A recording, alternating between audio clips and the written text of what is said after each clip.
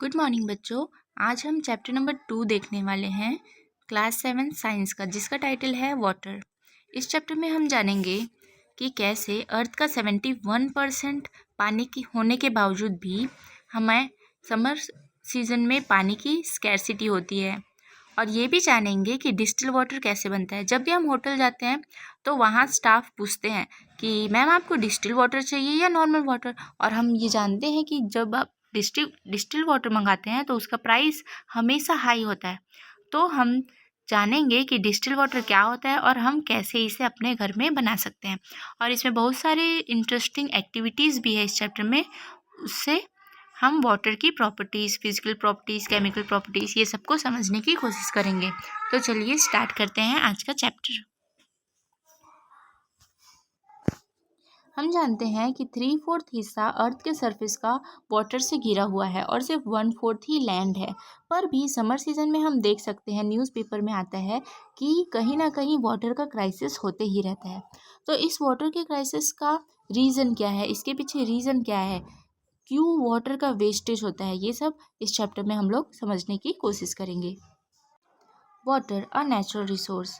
अगर हम देखें तो टोटल जितना भी वाटर अर्थ के सरफेस पे हमें मिलता है उसमें का 97% ओशियंस में फाउंड होता है। ओनली 2% आइस में या फिर पोल्स में। जो नॉर्थ पोल साउथ पोल देखे थे हम लोग, जो हमेशा बर्फ से घिरा रहता है, वो सिर्फ 2% कॉन्ट्रीब्यूट करता है। और बाकी 1% रिवर्स, लेक, पॉन्ड्स या अंडरग्राउंड वाटर होता है। जो हम लोग घर में बोर खोदवाते हैं तो वो भी उस 1% के अंदर ही आता है। ठीक है। इसके अलावा भी वाटर कहाँ कहाँ प्रेजेंट रहता है, तो in the form of water vapour, mist and clouds के माध्यम से हमारे एटमॉस्फेयर में वाटर का प्रेजेंस हमेशा रहता है। हम जानते हैं कि ओशन का वाटर इतना 97% कॉन्ट्रीब्यूट करता है, पर इसको हम लोग ड्रिंकिंग, बाथिंग, वॉशिंग इन सब के लिए यूज़ क्यों नहीं कर सकते? क्योंकि उसमें बहुत सारे सॉल्ट्स और अदर मिनरल्स मिले रहते हैं, जिसकी वजह से उसका नेचर बहुत ही सॉल्टी हो जाता है या बहुत ही खारा हो जाता है। इसलिए हम लोग उसको अपनी रोज़मर्रा की ज़िंदगी में जैसे पीने के लिए, नहाने के लिए, ये सब के लिए यूज़ नहीं कर पाते हैं। और जो पानी बच गया, दैट इज़ जो 1% जिसको हम लोग यूज़ कर पाते हैं, उसका क्वांटिटी बहुत ही स्मॉल है ना। जैसे अगर 10 लीटर वाटर अर्थ में है तो उसका सिर्फ 1 मिलीलीटर पानी ही ऐसा है जिसको हम लोग अपने डेली यूज़ में यूज़ कर सकते हैं। मतलब 0.01% पानी को ही हम यूज़ कर सकते हैं, जो कि प्योर वाटर है। ठीक है। तो हमें हमेशा वाटर को केयरफुली यूज़ करना चाहिए और उसके वेस्टेज को रोकना चाहिए। Importance of water. वाटर क्यों हमारे लिए इतना ज़रूरी है? क्यों ज़रूरी है? क्योंकि ह्यूमन का बॉडी 70% पानी से ही बना है। अगर एक इंसान का बॉडी हम देखें तो उसमें 100% बॉडी में से 70% ही 70% हिस्सा पानी से बना है। और बाकी एनिमल्स का देखें, एलिफेंट का बॉडी का 80% वाटर कवर करता है। प्लांट में 60% वाटर रहता है, ब्रेड में 30% रहता है, मिल्क में 95% वाटर रहता है, टोमेटो में मतलब टमाटर में 90% वाटर रहता है, ऑरेंज में 85% और पोटैटो में 80% पानी की मात्रा रहती है। जबकि एक ह्यूमन बॉडी में कितना परसेंट रहता है, तो 70% पानी की मात्रा रहती है। ठीक है। एक हेल्दी पर्सन को लगभग 2 से 3 लीटर पानी रोज़ पीना चाहिए। और ये पानी क्यों पीना चाहिए? क्योंकि जितने भी प्रोसेस होते हैं हमारे बॉडी में, जैसे digestion, absorption of food, circulation of digestion food, ये सब के लिए पानी बहुत ही ज़रूरी है। जो वेस्ट मटेरियल है, हमारे बॉडी का जो वेस्ट मटेरियल बनता है, उसको भी बॉडी से बाहर निकलना ज़रूरी है। तो उसके लिए भी पानी बहुत ही ज़रूरी है ना। तो वेस्ट मटेरियल कौन कौन से तरीके से बाहर आता है हमारे बॉडी से? तो यूरिन और स्वेट से। जो पसीना आता है ना हमें, उसमें भी वेस्ट मटेरियल, हमारी बॉडी का जो वेस्ट मटेरियल है वो बाहर निकलता है। और इस पसीना आने से ही हमारा टेम्परेचर, बॉडी का टेम्परेचर, जो कि लगभग 37% रहना चाहिए बोलते हैं, तो वो भी कंट्रोल किया जाता है। किससे? वाटर के जरिए ही, है ना। स्वेटिंग से ही वो कंट्रोल होता है हमारे बॉडी का टेम्परेचर। इसलिए हमें जितना ज़रूरत है उतना पानी पीना चाहिए, कमी नहीं करना चाहिए। कम से कम 2-3 लीटर तो पानी पीना ही चाहिए, ताकि हमारा बॉडी का जो भी प्रोसेस है वो स्मूथली रन हो सके। और जैसे एनिमल्स को पानी की ज़रूरत होती है, वैसे ही प्लांट्स को भी ज़रूरत होती है। अब प्लांट्स को कैसे ज़रूरत होती है, ये हम एक एक्टिविटी से समझते हैं। इस एक्टिविटी में हमें ग्राम सीड्स लेना है, मतलब चने का सीड्स लेना है, ठीक है। उसको एक बाउल में रखना है, उसको पानी में भिगो के 3-4 आवर के लिए छोड़ देना है। फिर क्या करना है, उसको उस पानी से निकालना है। जब वो वेट हो जाएंगे, जब वो गीले हो जाएंगे, तो उसको एक कपड़े में बांध के रख देना है और थोड़े थोड़े देर में उसमें पानी छिड़कते रहना है, मतलब रेगुलर इंटरवल में छिड़कते रहना है।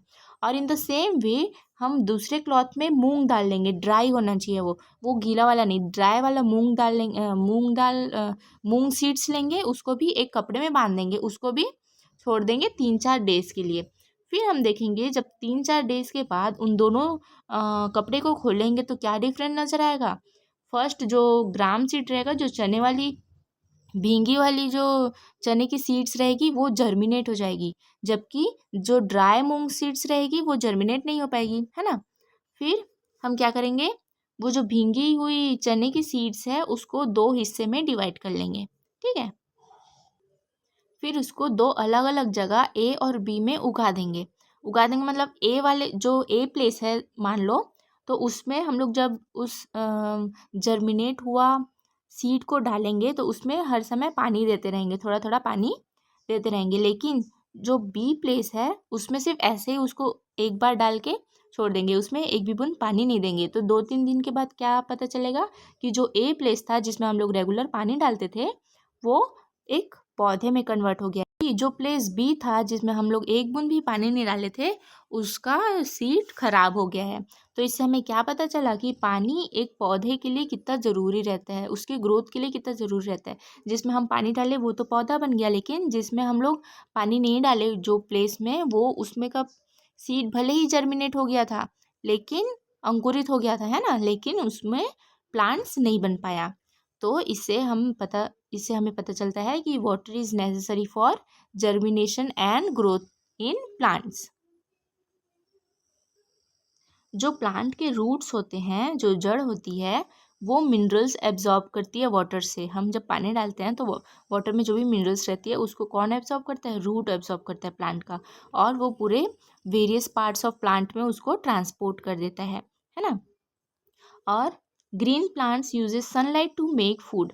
जो फोटोसिंथेसिस का प्रोसेस आप लोग जानते ही होंगे कि कैसे सूरज की रोशनी का यूज़ करके एक प्लांट अपना खाना बनाती है ना। तो उसमें भी पानी और कार्बन डाइऑक्साइड की बहुत ही अहम भूमिका रहती है। इसीलिए हमने देखा कि सिर्फ प्लांट एनिमल्स के लिए ही नहीं, जबकि सिर्फ वाटर एनिमल्स के लिए ही नहीं, जबकि प्लांट्स के लिए भी उतनी ही ज़रूरी है। Water is also a habitat for plants and animals living in rivers pond and seas. हमने पिछले क्लास में देखा था कि हैबिटेट क्या होता है, एक ऐसा जगह जहाँ उस ऑर्गेनिज्म को सभी रिक्वायर्ड कंडीशंस, जो 3 एसेंशियल चीज़ थी जीने के लिए, क्या थी, एयर, वाटर और फूड, है ना। तो ये तीनों जहाँ पे मिल जाए उसको वो अपना हैबिटेट बना लेते हैं, और वहाँ पे वो बहुत सारे नंबर्स में पाए जाते हैं। तो वैसे ही वाटर भी एक हैबिटेट के जैसे काम करता है, कुछ कुछ प्लांट्स के लिए, एनिमल्स के लिए, ठीक है। जैसे रिवर का वाटर हो गया, रिवर में ही बहुत सारी मछली रहती है, तो मछलियों का हैबिटेट क्या हुआ, वाटर, है ना, रिवर हुआ, ठीक है। ज़्यादातर जो एनिमल्स हैं वो वाटर में डिज़ोल्व जो ऑक्सीजन रहता है उसका ही यूज़ करते हैं रेस्पिरेशन के लिए। रेस्पिरेशन का मतलब रेस्पिरेशन की प्रोसेस से एनर्जी का प्रोडक्शन होता है। और जो वाटर प्लांट्स हैं जैसे कि लोटस हो गया, वो क्या करता है, पानी में जो कार्बन डाइऑक्साइड घुले रहता है ना, उसको ही वो यूज़ करके फोटोसिंथेसिस करता है, क्योंकि फोटोसिंथेसिस के लिए तो वाटर, कार्बन डाइऑक्साइड और ऑक्सीजन और सनलाइट सब ज़रूरी है। तो रिवर के अंदर तो कार्बन डाइऑक्साइड नहीं जा सकता ना, तो वो कार्बन डाइऑक्साइड किस में घुल जाता है, वाटर में घुल जाता है, जिसका यूज़ वाटर प्लांट्स लोग फोटोसिंथेसिस में करते हैं, ठीक है। अब देखो, ये टेबल नंबर 2.2 दिया है, इसमें हमें भरना है एक्वेटिक ऑर्गेनिजम्स और उसके एग्जाम्पल्स। जैसे एक्वेटिक प्लांट्स कौन कौन से होते हैं, lotus, water lily, floating heart, ये सब एक्वेटिक प्लांट्स के एग्जाम्पल है। एक्वेटिक एनिमल्स जैसे कि फिश और क्या सी हॉर्स वो वाला शेप जो छत्तीसगढ़ का शेप है ना, सी हॉर्स वाला, वो सी हॉर्स भी एक्वेटिक एनिमल में आता है। मगरमच्छ हो गया, कछुआ हो गया, ये सब एक्वेटिक एनिमल्स में आता है। फिर aquatic microorganisms, amoeba, paramecium, euglena, protozoa, fungi, ये सब एक्वेटिक माइक्रो ऑर्गेनिजम्स में आते हैं। ठीक है, अब ये कुछ क्वेश्चंस दिए गए हैं जो हमने अभी समझा, उसी के ऊपर बेस्ड ये क्वेश्चंस हैं। तो ये आप लोग अपने से आंसर दे के देखना, और अगर कोई आंसर नया मिले तो मुझे कमेंट कर देना, मैं उसमें आंसर दे दूँगी। ठीक है, नेक्स्ट, ड्रिंकिंग वाटर। तो क्या हर जगह का पानी ड्रिंकिंग के लिए सेफ़ है? मतलब हर सोर्स, पानी का हर सोर्स ड्रिंकिंग के लिए सेफ़ होता है? नहीं। वाटर में कुछ सॉल्ट्स डिज़ोल्व होते हैं, है ना? उसमें अलग अलग सोर्सेस में, किसी में मतलब सॉल्ट डिज़ोल्व है, सस्पेंडेड पार्टिकल्स, माइक्रो ऑर्गेनिजम्स भी रहते हैं वाटर में। तो कुछ सॉल्ट तो वाटर के लिए नेसेसरी है, मतलब हमारे बॉडी के लिए नेसेसरी है, पर अगर वो सॉल्ट बहुत ज़्यादा मात्रा में हो गए तो वो उसको हमें निकालना पड़ता है। और निकालने के लिए ही सिटीज़ में बड़े बड़े प्यूरीफायर, वाटर प्यूरीफायर्स लगाए जाते हैं। वाटर ट्रीटमेंट प्लांट्स भी लगाई जाती है सिटीज़ पे। ठीक है, इन प्लांट्स में क्या होता है, जो भी इम्प्यूरिटीज़ रहती है या बैक्टीरिया रहता है पानी में, उसको रिमूव कर दिया जाता है। ठीक है, हार्मफुल बैक्टीरियाज को रिमूव कर दिया जाता है। कैसे? ब्लीचिंग पाउडर ऐड करके। जब हम वाटर में ब्लीचिंग पाउडर ऐड करते हैं तो हार्मफुल बैक्टीरियाज उसमें से ख़त्म हो जाती है। वैसे ही जब कुएं का पानी को जर्म फ्री बनाना रहता है, उसको बैक्टीरिया वैक्टीरिया सब हटाना रहता है, तो उसमें हम क्या ऐड करते हैं? पोटेशियम परमैंगनेट या फिर ब्लीचिंग पाउडर ऐड करते हैं, और छोटी क्वांटिटी में क्लोरीन टैबलेट्स भी ऐड कर दिया जाता है। Water can also be boiled to make it germ free. हमें अगर पानी का बैक्टीरिया सब हटाना है तो उसको हम बॉईल करके भी पी सकते हैं। उससे भी क्या होता है, बैक्टीरिया सब, जर्म सब मर जाते हैं। और हमारे अभी लेटेस्ट टेक्नोलॉजी में क्या करते हैं, अल्ट्रावायलेट रेज का यूज़ करते हैं पानी को जर्म फ्री बनाने के लिए। सस्पेंडेड इम्प्योरिटीज़ को हटाने के लिए होम में हम फ़िल्टर लगाते हैं सिरेमिक कैंडल का। वो जो वाइट कलर का, हमारे फ़िल्टर्स में वाइट कलर कैसे कैंडल टाइप का शेप का रहता है ना, जो उसको बोलते हैं सिरेमिक कैंडल। उसको हम लोग थोड़े थोड़े दिन में, 7-8 महीना में उसको चेंज भी करना रहता है। तो उससे भी क्या होता है, पानी घर में ही इम्प्योरिटी उसका हट जाता है, मतलब वो प्यूरीफाई हो जाता है घर में ही वाटर प्यूरीफायर से। ठीक है, the cause of many diseases in our country is non availability of safe drinking water. हमारी कंट्री में बहुत सारे ऐसे जगह हैं जिसमें लोगों को सेफ ड्रिंकिंग वाटर मिल नहीं पाता, और इससे ही बहुत सारे डिसीज़ भी पनपते हैं, बहुत सारी बीमारियां हो जाती हैं उनको। हमारी गवर्नमेंट या नॉन गवर्नमेंट इंस्टीट्यूशन भी बहुत सारे एफर्ट्स लगा रही है ताकि ये प्रॉब्लम छत्तीसगढ़ से हट जाए और सबको सेफ ड्रिंकिंग वाटर मिल पाए। देखो, डिस्टिल वाटर, जो मैं फर्स्ट लाइन में बताई ना कि डिस्टिल वाटर कैसे बनाते हैं। डिस्टिल वाटर कैसे बनाते हैं, पानी को इवेपोरेट होने देते हैं, और जो इवेपोरेट होकर वो वाटर वेपर बन जाता है, फिर उसको कंडेंस करके फिर पानी बनाते हैं। तो उससे क्या होता है, जो भी इम्प्योरिटीज़ रहती है वो सब हट जाता है पानी का, और उसको फिर बोलते हैं डिस्टिल वाटर। इसके लिए हमें क्या करना पड़ेगा, अगर हमें घर में बनाना है तो एक यूटेंसिल लो, उसमें पानी भर दो, उसको धूप में रख दो, और ऊपर से एक ट्रांसपेरेंट सीट उसमें लगा दो। ठीक है, फिर जब जैसे ही उसका धूप का रोशनी पड़ेगा ना, तो वो वाटर वेपर इस सीट में ऊपर में ऐसे बूंद बूंद चिपकते जाएगा। तो बीच में एक, वाटर के बीच में ही एक बाउल रख दो जिसमें डिस्टिल वाटर कलेक्ट होगा। तो अब उस बाउल में ही आना चाहिए, तो क्या करेंगे, ऊपर से हम एक पत्थर यहाँ पे रख देंगे ताकि यहाँ पे भी अगर डिस्टिल वाटर कलेक्ट हो तो यहाँ पे वो खिसक के यहाँ पे आए और यहाँ से उस बाउल में चले जाए। इस तरीके से हमें उस बाउल में एक डिस्टिल वाटर मिल जाएगा जिसको हम लोग पीने के लिए यूज़ कर सकते हैं। Physical properties of water. अब हम देखेंगे फिजिकल प्रॉपर्टीज़ ऑफ वाटर। इसके लिए हम एक एक्टिविटी करेंगे जिसमें एक टेस्ट ट्यूब में हम पानी लेंगे और उसके जितने भी प्रॉपर्टीज़ है उसको नोट करेंगे। जैसे कि कलर, तो पानी का तो कोई कलर नहीं होता है ना, तो यहाँ पे लिखेंगे हम कलरलेस। ओडर, ओडर मतलब सुगंध, पानी का कोई सुगंध रहता है क्या, नहीं रहता है। टेस्ट, टेस्ट भी नहीं रहता। ट्रांसपेरेंसी, ट्रांसपेरेंसी मतलब पानी के जैसे कि अम, नदी में हम देखते हैं कि नदी का जो पानी रहता है वो बहुत ही ट्रांसपेरेंट रहता है। उसके नीचे जो भी पेड़ पौधे रहते हैं वो भी हमें बाहर से दिख पाते हैं, है ना। और इसी ट्रांसपेरेंसी के कारण ही जो जो लाइट रहता है, सन का लाइट रहता है, वो नीचे के वाटर प्लांट्स तक पहुंच जाता है ना। वाटर प्लांट्स तक लाइट पहुंचेगा, जो सूरज की रोशनी है पहुंचेगी, तभी तो उन लोग फोटोसिंथेसिस करके पानी अपना फूड बनाते हैं। तो इसीलिए ट्रांसपेरेंट रहता है पानी, ठीक है। और स्टेट स्टेट मतलब वो लिक्विड है कि गैस है कि सॉलिड है। तो रूम टेम्परेचर में पानी तो लिक्विड रहता है, ठीक है। Freezing point of water is 0 degree Celsius. इसका मतलब जैसे ही हम पानी को, एक लिक्विड जो पानी रहता है उसको हम लोग 0 डिग्री सेल्सियस पे लाएंगे ना, तो वो बर्फ बनना चालू कर देता है। तो उसको हम लोग क्या बोलेंगे, फ्रीजिंग पॉइंट बोलेंगे। फ्रीजिंग पॉइंट कितना है पानी का, तो वो है 0 डिग्री। और सेम जो मेल्टिंग पॉइंट है वो भी 0 डिग्री है। कैसे कि एक बर्फ को हम लोग जब 0 डिग्री पे ला देंगे तो वो मेल्ट होना चालू कर देगा, है ना। मतलब अगर यहाँ तक वो आइस है, ठीक है, ये आइस है, यहाँ पे है 0 डिग्री, और यहाँ से है प्लस में, इधर माइनस टेम्परेचर है, यहाँ पे प्लस टेम्परेचर है, और यहाँ पे 0 डिग्री सेल्सियस है।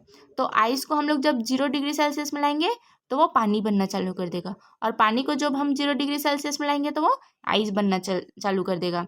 तो ये 0 डिग्री सेल्सियस क्या है, फ्रीजिंग पॉइंट भी है और मेल्टिंग पॉइंट भी है। सिमिलरली 100 डिग्री सेल्सियस क्या है, बॉइलिंग पॉइंट भी है, और इसी पॉइंट पे वाटर कंडेंस भी होता है। मतलब अगर हम पानी को 100 डिग्री सेल्सियस के हीट में रख देंगे तो वो बॉईल होना चालू कर देगा और वो वेपर में चेंज होना चालू कर देगा। वैसे ही अगर हम वाटर वेपर को 100 डिग्री सेल्सियस में ला देंगे तो वो कंडेंस होके वाटर बनना चालू कर देगा। मतलब वाटर वेपर से वाटर बनाना हो तो भी उसको 100 डिग्री में लाना रहेगा, और पानी से वाटर वेपर बनाना हो तो भी उसको 100 डिग्री में लाना रहेगा, ठीक है। अब देखो कूलर कैसे काम करते हैं। तो गर्मी के दिन में हम कूलर का यूज़ करते हैं, है ना। तो जैसे कूलर हम चालू करते हैं तो वो क्या करता है, अपने तीनों साइड के जो भी उसके खस रहते हैं ना, खस बोल लो या मैट बोल लो, तो उसको वो भिंगाना चालू कर देता है ना। पंप से वो भींगता है उसका मैट। उसके बाद क्या करता है, बाहर का जो एयर है वो अपने अंदर लेता है, मतलब बाहर के एयर को सक करता है अपने अंदर, जिससे क्या होता है, वाटर का इवेपोरेशन स्टार्ट हो जाता है, और एयर जो है वो ठंडा होना चालू कर देता है। तो वो जो ठंडा एयर को वो अपने अंदर भर लेता है, फिर उसका जो फैन रहता है वो कंटिन्यूसली चलता है ना। कंटिन्यूसली एयर को बाहर से खींचता है और रूम के अंदर वो एयर फेंकता रहता है, जिससे कि वो ठंडा एयर रूम में पूरा फैल जाता है, जिससे हमें ठंडक का एहसास होता है गर्मी के दिनों में। अब वाटर की कंडक्टिविटी का प्रॉपर्टी समझने के लिए हम एक एक्टिविटी करेंगे। एक एक्टिविटी में हमें लेना है बीकर। बीकर में भरेंगे पानी, फिर उसमें 2 कार्बन रॉड्स लगाएंगे और उसको ऊपर से पूरी तरीके से सील कर देंगे, और उसमें एक बल्ब और एक बैटरी जोड़ देंगे। तो हम देखेंगे जब ये नॉर्मल पानी रहेगा तो वो बल्ब नहीं जलेगा, लेकिन जैसे ही इस पानी में हम कुछ मात्रा में सॉल्ट ऐड कर देंगे, उसको मिला लेंगे सॉल्ट इस पानी में, तो वो वो जो बल्ब है वो जलने लगेगा। इससे क्या पता चलता है कि जब भी हम सॉल्ट ऐड करते हैं पानी में तो वो एक गुड कंडक्टर बन जाता है, जबकि जो डिस्टिल वाटर रहता है, मतलब जो प्योर वाटर रहता है, वो एक बैड कंडक्टर रहता है। कंडक्टर मतलब जो अपने ऊपर से इलेक्ट्रिसिटी को पास होने दे, है, ठीक है। कंडक्टर बैड कंडक्टर बनता है डिस्टिल वाटर, और जब वो सेलाइन उसमें ऐड कर देते हैं या सॉल्ट ऐड करते हैं तो वो एक गुड कंडक्टर के जैसे काम करता है। इसीलिए रेनी सीजन में अगर धोखे से कोई गीला वायर, इलेक्ट्रिक वायर छूट जाता है और वो वेट वॉल को टच कर लेता है, तो उससे हमें शॉक लग जाता है। क्यों शॉक लगता है, क्योंकि वो जो वॉल रहता है, वॉल में सॉल्ट की मात्रा होती है ना। वो जो दीवार है उसमें तो सॉल्ट, पेंट वगैरह सब लगे रहते हैं ना, तो उसमें सॉल्ट की मात्रा आ जाती है, जिससे कि पानी का जो गीला वाला वायर अगर वॉल को टच करता है तो वो शॉक पैदा करता है, मतलब वो गुड कंडक्टर के जैसा काम करता है। Water a unique solvent. अब वाटर क्या बोलते हैं, उसको यूनिवर्सल सॉल्वेंट बोलते हैं, क्योंकि बहुत सारे ऐसे मटेरियल्स रहते हैं जो पानी में ईजिली घुल जाते हैं। जैसे नमक, शक्कर को ही देख लो, पानी में ईजिली घुल जाता है ना, तो इसलिए पानी को बोलते हैं यूनिवर्सल सॉल्वेंट। अब सॉल्वेंट और सॉल्यूट क्या होता है, जैसे ये एक बीकर है समझ लो, ठीक है। ये बीकर है, इसमें पानी भर दिए, तो पानी क्या है, सॉल्वेंट है। और ये जो ऑरेंज कलर का दिख रहा है ना, ये सब ये सब है सॉल्यूट, जिसको हम लोग घोलेंगे, उसमें जो भी मटेरियल डिजॉल्व रहता है उसको बोलते हैं सॉल्यूट, और जिसमें डिजॉल्व करते हैं जो है यहाँ पे पानी, उसको बोलेंगे सॉल्वेंट। जब when a solvent when a solute dissolve in a solvent then the mixture is called solution। जब ये सॉल्यूट जो कि शक्कर हो गया मान लो, उसको सॉल्वेंट जो कि पानी है उसमें डिजॉल्व कर दिया जाए तो उसी को क्या बोलेंगे, सॉल्यूशन बोलते हैं। अब इसके आगे का चैप्टर हम लोग पढ़ेंगे नेक्स्ट वीडियो में। तब तक के लिए बाय बाय, जय हिंद एंड टेक केयर।